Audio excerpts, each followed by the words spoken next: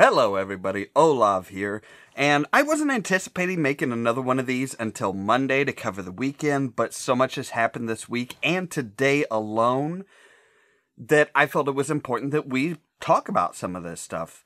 So I guess it's not really a weekend wrap-up, instead of, it's more like a Geekly World News.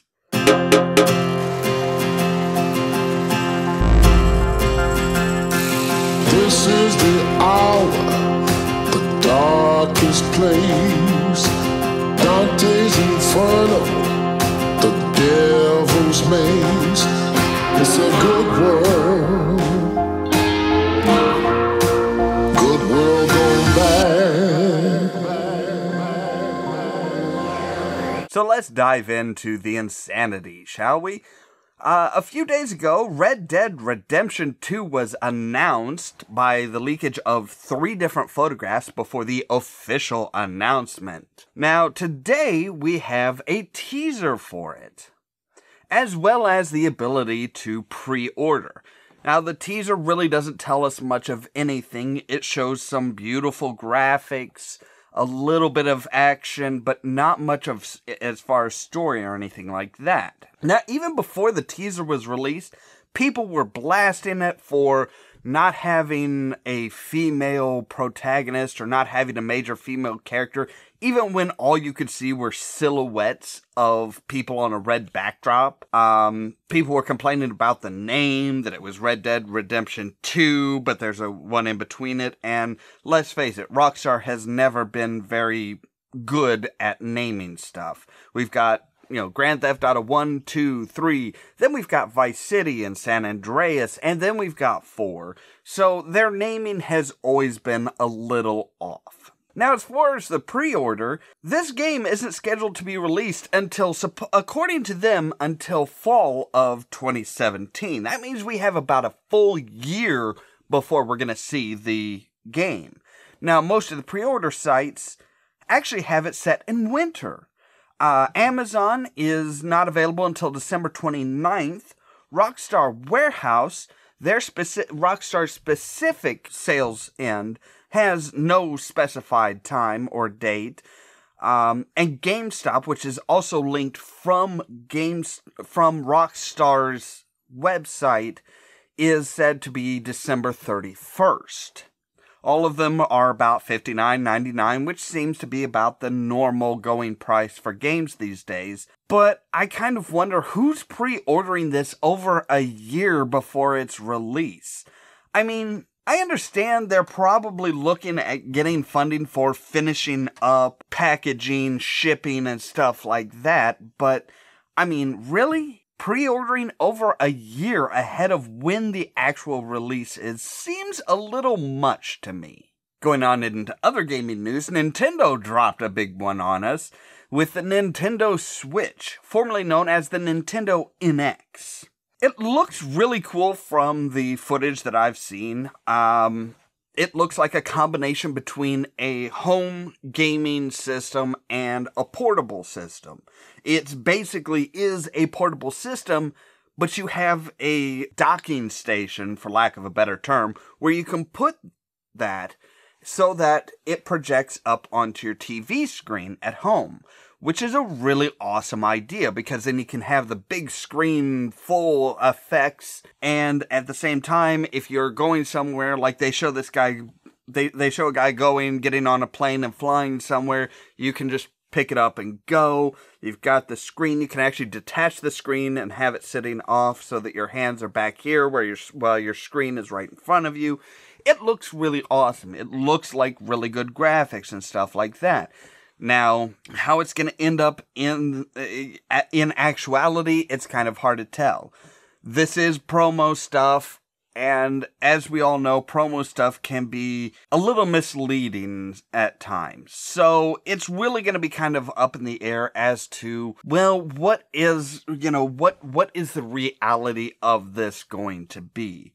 and it's just a matter of wait and see. Now, personally, I'm not that big into console gaming. I prefer PC, mostly because if I'm going to spend several $100s on something, I want it to be multifunctional.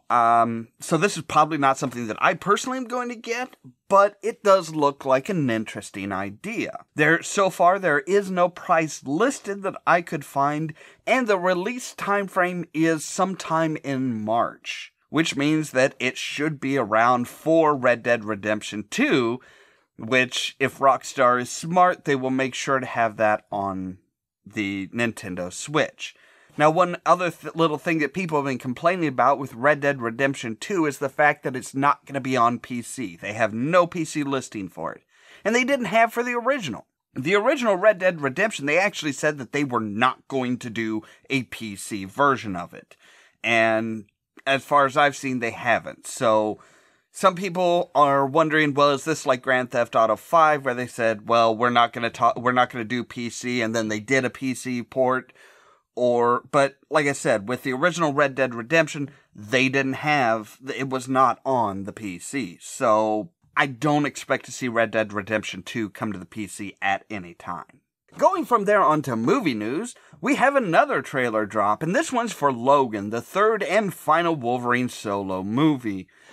Well, kind of solo. This one actually features Sir Patrick Stewart as Charles Xavier as well. Logan is much older. He's got the beginnings of the old man Logan look with the graying hair. He actually has scars on his back, so his healing factor isn't top of the line anymore.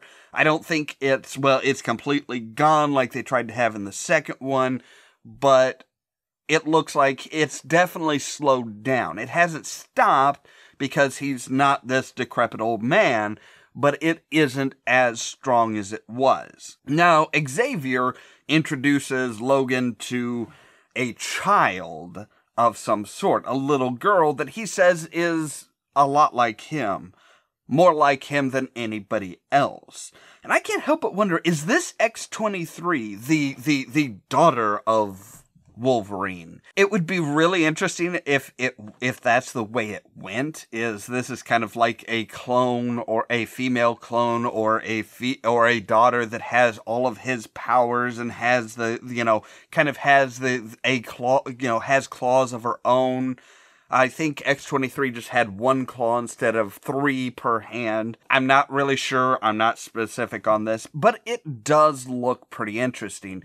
And of course, Wolverine is telling Xavier about how the world is different. There are no more mutants, which sounds very, very ominous. And maybe a bit confusing if they try and link this in with the Days of Future Past. I don't know if this is going to be if this is going to be connected to that, that micro universe or not. That movie was supposed to connect everything together, but then they have this that looks a little odd. In other movie news, we have some information coming from Warner Brothers that they're going to delve deeper into the idea of extended universes. Kind of like they did with Magical Beasts and Where to Find Them as far as the Harry Potter universe, they're looking at doing something kind of similar with the Charlie and the Chocolate Factory universe.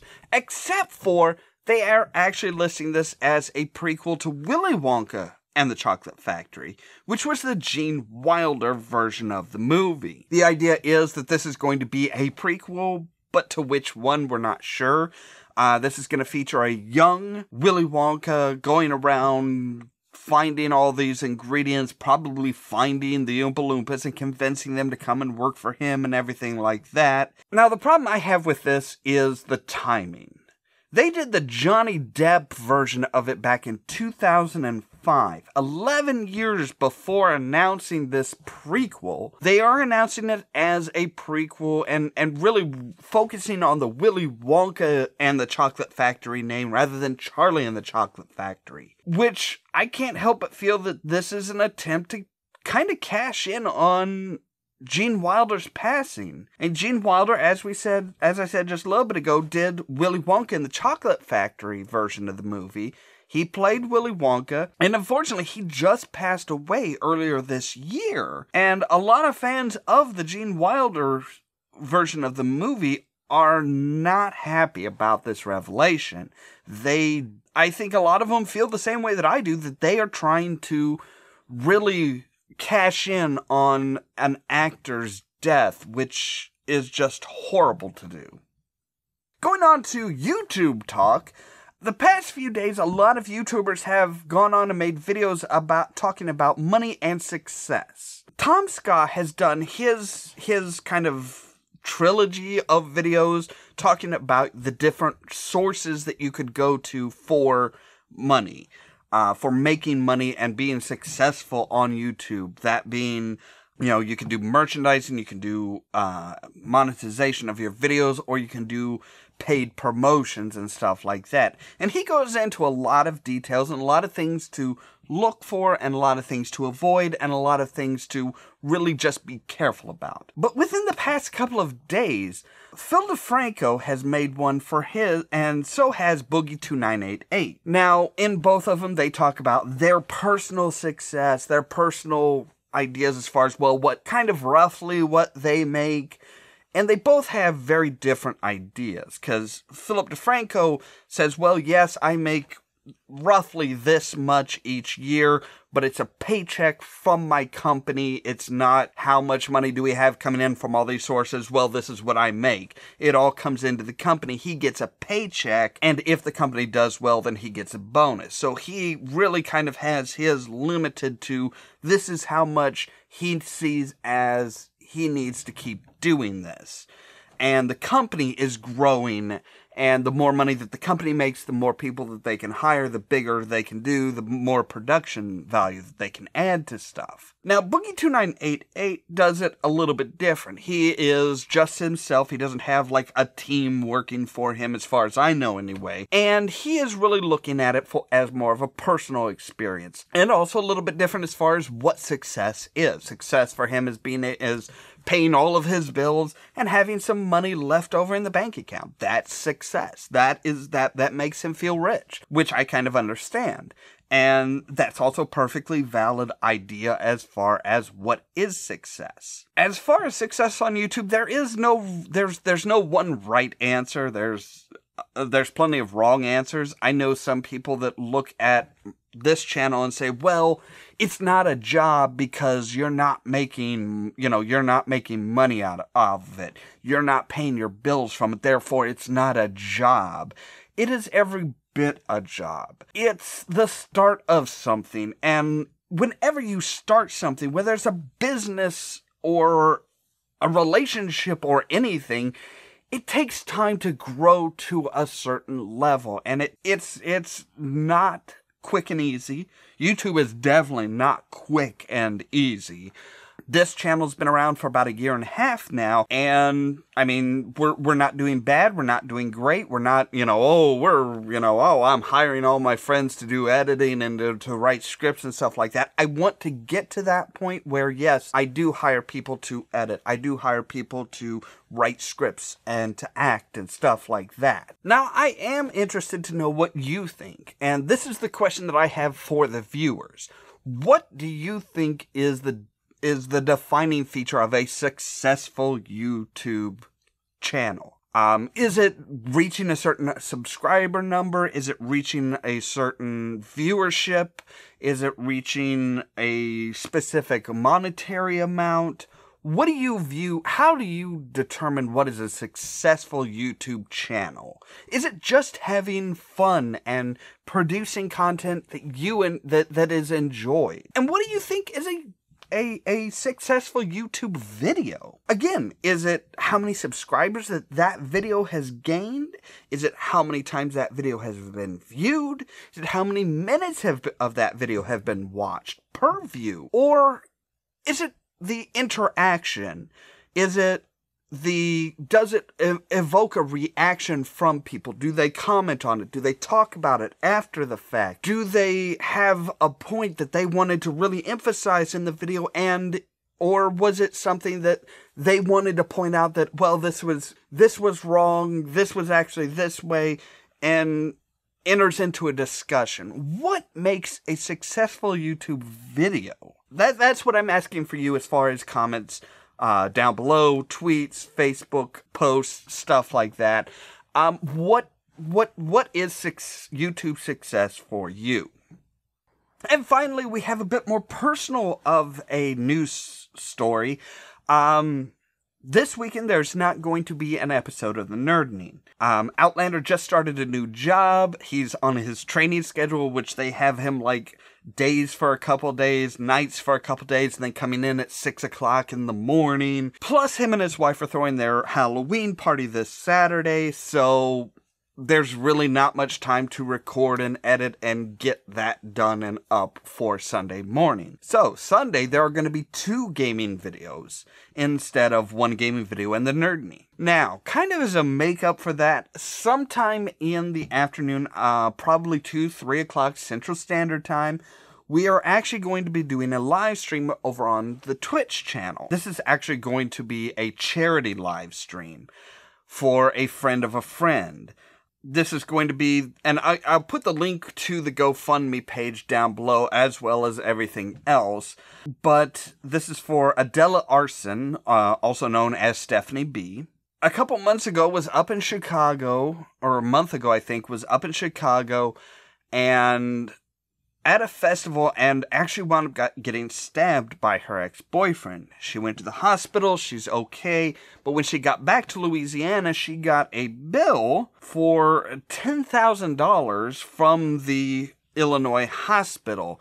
Because she has Louisiana Medicaid, that doesn't apply at all to her Illinois bill, so that is completely hers. Not to mention the fact that she also went into the hospital down in Louisiana recently, and she has been battling lymphoma for a while.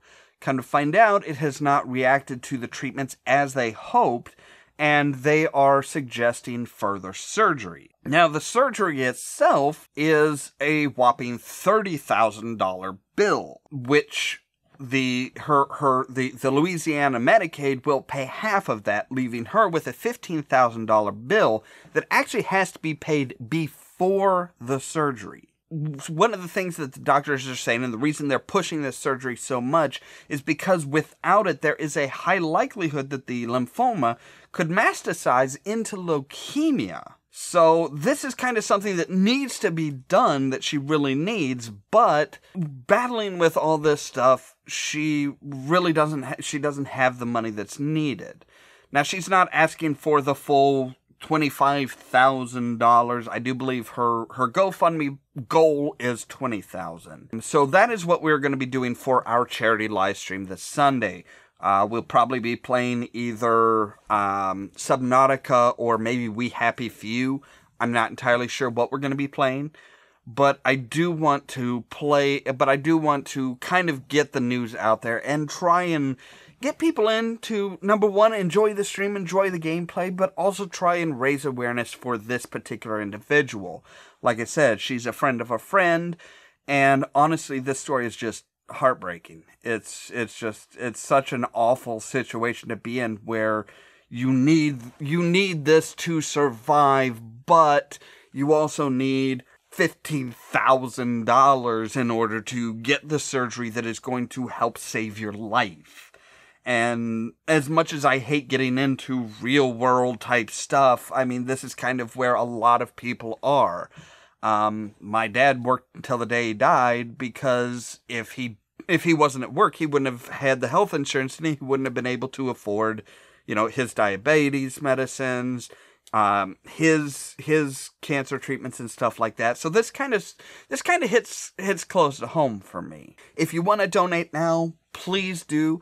Like I said, the link is down in the description below, as well as the link to the Red Dead Redemption teaser, the Nintendo Switch page, the Logan trailer, the news article on Warner Brothers Willy Wonka stuff, as well as Philip DeFranco and Boogie2988's YouTube Money series, and Tom Scott's as well. So that is all we have for today. Wow, there was a lot of stuff. I did not intend to go this long. I didn't know there was this much stuff. And like I said, a lot of this stuff just really came down today. As always, thank you very much for watching. And Stay tuned for more from Ollamh Productions. If you wanna see some crazy Cheerio. then you should meet me and my friends. Even though we got no money, for sure it's so funny. Yeah, And this, and they're just like eating like bits of rat. We don't worry about tomorrow. He also runs into, quite literally, the mystical Logan, played by the quite famous James Hong. Logan has some